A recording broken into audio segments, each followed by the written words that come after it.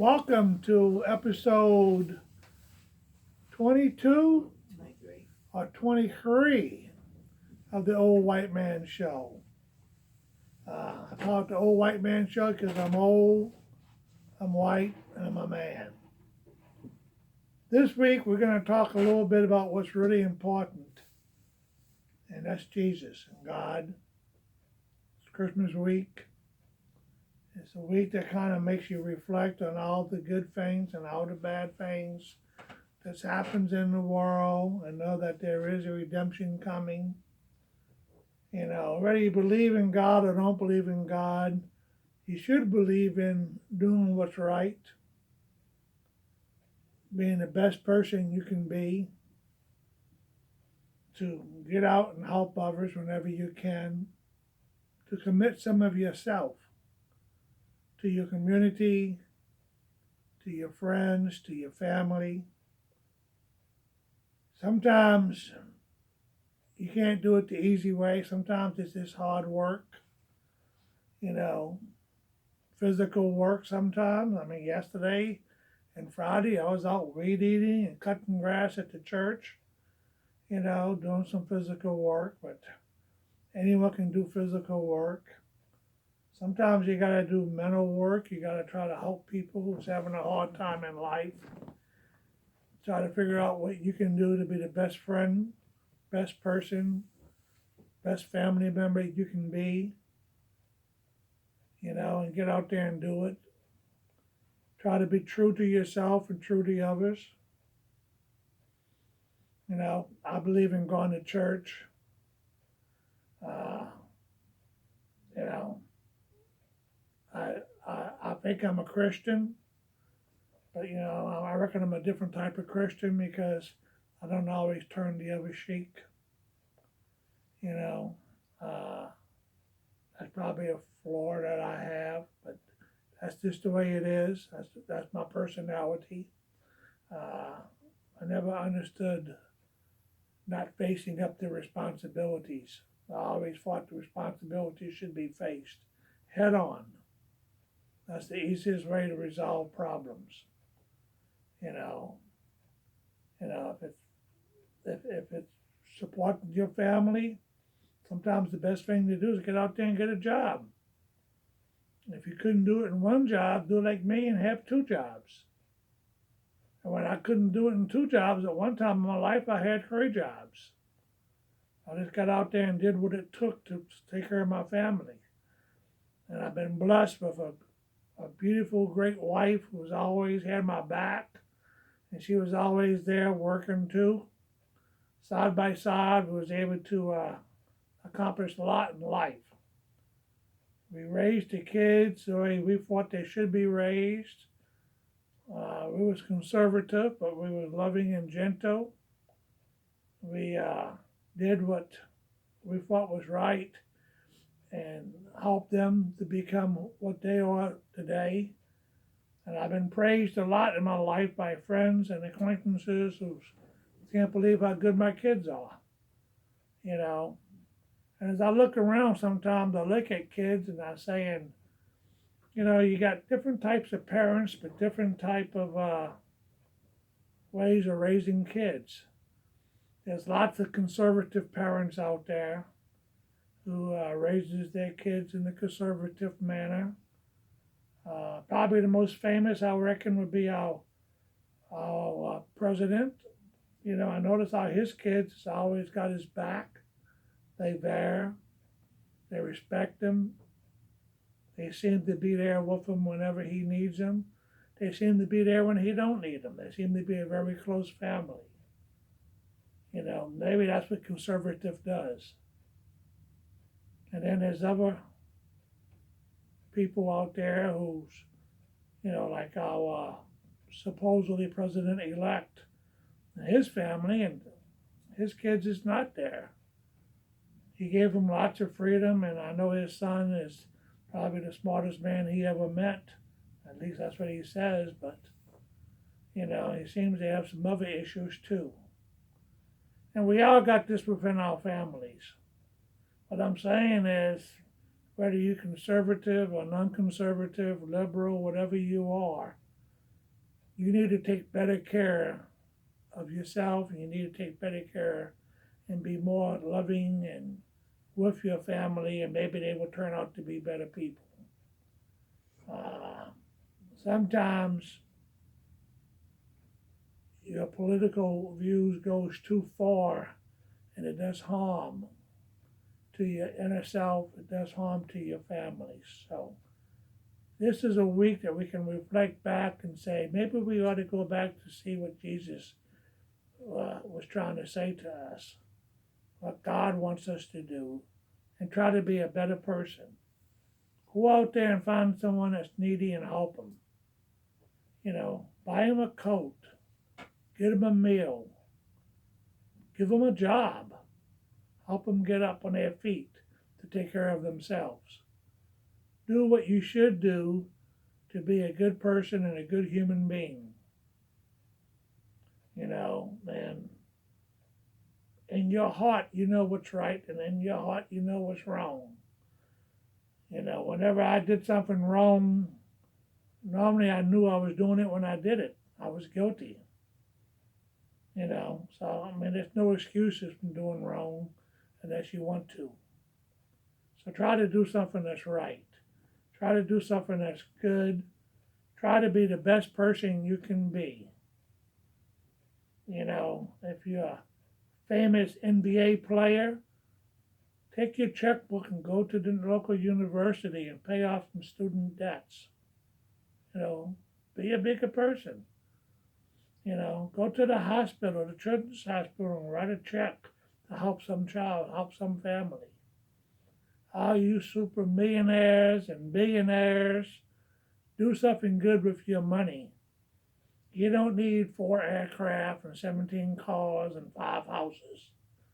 Live a little simpler life.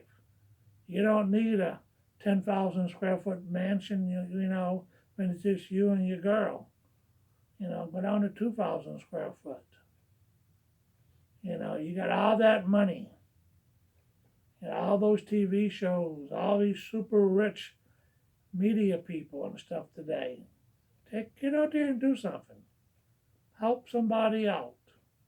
Learn to give.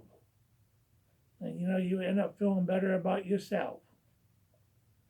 Most of y'all knows what you need to do, you just don't want to do it. And that's a shame on you, because one day you're going to answer to the man one way or another.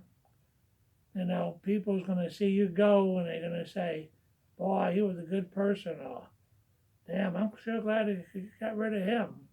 He's no longer welcome. You know who you are. You know what you did. So try to become a better person. As a Democrat, I've always tried to do what was right and to be conservative. So I'm a conservative Democrat. Southern conservative Democrat. And all my views today is being transformed into a new party. A party yet to be named. It's a party of the conservatives. It's a party of the American people. It's a party of people who love God, who loves their country, who loves their families. It's a party who believes that you're born a man or a woman. It's a party who believes that our life is important. It's a party who respects the rights of all. It's a party who doesn't justify the murder of innocent children. It's a party who doesn't justify you committing to do something and they're not doing it. If you buy something on credit, you should have to pay for it. You should not be able to get out of it. If you give a man your word, then you should live up to your word. If you give a business your word, you should live up to your word. You should be responsible. And lots of people is not responsible. Lots of people find it much easier that, hey, I even heard people saying, it's their fault they loaned me the money. They should have knew better. You know, I mean, that's not an excuse. That's not the way it should be. This is the week that you can reflect on yourself and try to change your life. The good Lord, if you believe in the good Lord, will forgive you for everything you've done in the past and bring you in. You know, He wants you back into His heart, into His church, into His mind. So whether you're Catholic, such as I am, or Baptist, or a Presbyterian, or Methodist, or whatever, Christian religion, or Muslim, or Jewish, or Hindu, or Buddha, we all got the same beliefs. We should all basically follow our Ten Commandments. They're basically kind of universal, and do what's right. And we all believe in God. We should give praise to God. And if you don't believe in God, that's all right. Just do what's right in your heart. And once you start doing what's right in your heart, you're going to find out that you're a lot closer to God than you ever thought you was. I remember on the battlefield, there's two things that I heard men that was wounded and dying saying. They was praising their God and they was calling their mothers. You know, I think mother was number one and God was number two, from what I heard. But remember that, because God made your mother and you're calling for your mother. So it all goes in hand. Yesterday was the last Saturday of major college football, and we've seen miracles. We've seen Clemson shut out Notre Dame, who's ranked number 2 in the country. They was ranked number 2 in the country because they was undefeated, but then they didn't really play anybody. When you don't play anybody, it's easy to win.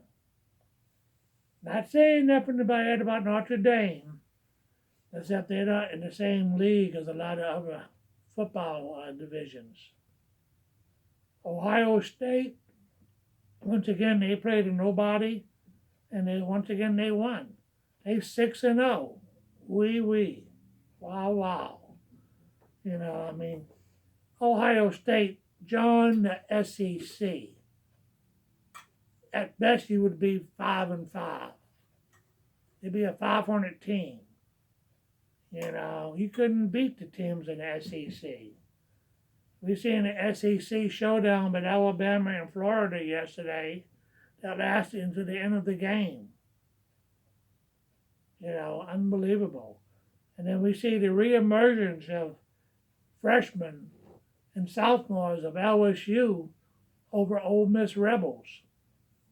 We've seen a freshman quarterback come back and outperform Ole Miss's senior quarterback. We've seen young stars on the rising. We've seen a freshman break the LSU all-time record for receiving. And think about how many great receivers in the NFL that went to LSU. And here's a freshman that broke the all-time record on a year that LSU's 5-5. That's why behind me you can see LSU's got its own cornflakes cereal box. Does Texas A&M have a cornflakes cereal box? No. Why? Because they can't. Nobody cares for Texas A&M anyway. They're overrated. Their coach is overpaid. They lucked out beating LSU in the year that LSU had broken legs and arms and missing a couple of ribs. Wait till next year. LSU will be back, and A&M, rest in peace. Because that's what's going to happen.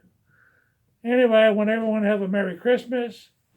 I want you to think about what you can do that's good for the world, good for your country, good for your community, to better everything. And when you do something good, something good's going to happen within you. So get off your butt. And you happen to be a little Jewish attorney, give all your people a big Christmas present. Give them a pay raise. All that millions of dollars you make don't mean anything at all if you don't give it away. So give it away while you're still alive and enjoy their happiness.